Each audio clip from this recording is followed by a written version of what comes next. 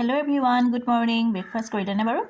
মই এয়া ব্ৰেকফাষ্ট বনাবলৈ লৈছোঁ আৰু আজি অকণমান বেলেগ ধৰণে বনাম। বেলেগ মানে কি আৰু ৰুটিয়ে বনাবলৈ লৈছোঁ। হ'লেও লগতে মই অকণমান এটা বিট সৰু সাইজৰ ৰুকি লৈছোঁ।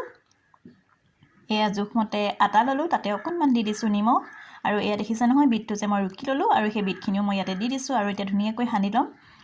বিটত যিহেতু অকণমান পানী থাকেই সেইকাৰণে প্ৰথমতে পানী নাই দিয়া। প্ৰথমতে এই ধৰণে অকণমান সানি ললোঁ, তাৰপিছত অকণমান ৰিফাইন দিছোঁ আৰু এয়া কুহুমীয়া গৰম পানী লৈ পিনি মই ধুনীয়াকৈ আটাৰ ডোটো বনাই লৈছোঁ। এয়া মই ধুনীয়াকৈ সানি ল'লোঁ আৰু এয়া দেখিছে ন অকণমান কোমলকৈ সানি লৈছোঁ আৰু এতিয়া মই আধা ঘণ্টাৰ কাৰণে ধুনীয়াকৈ ঢাকি থৈ দিম, তেতিয়া ৰুটিখন খাবলৈ কোমল হ'ব। আৰু এয়া আধা ঘণ্টাৰ পাছত মই ধুনীয়াকৈ বেলি ল'লোঁ আৰু ৰংটো যে চাওকচোন ইমান ধুনীয়া লাগিছে নহয়নে। আৰু এয়া টাৱাতে মই এখন এখনকৈ ধুনীয়াকৈ কমকৈ তেল দি পিনি ধুনীয়াকৈ বনাই লৈছোঁ ৰুটিকেইখন।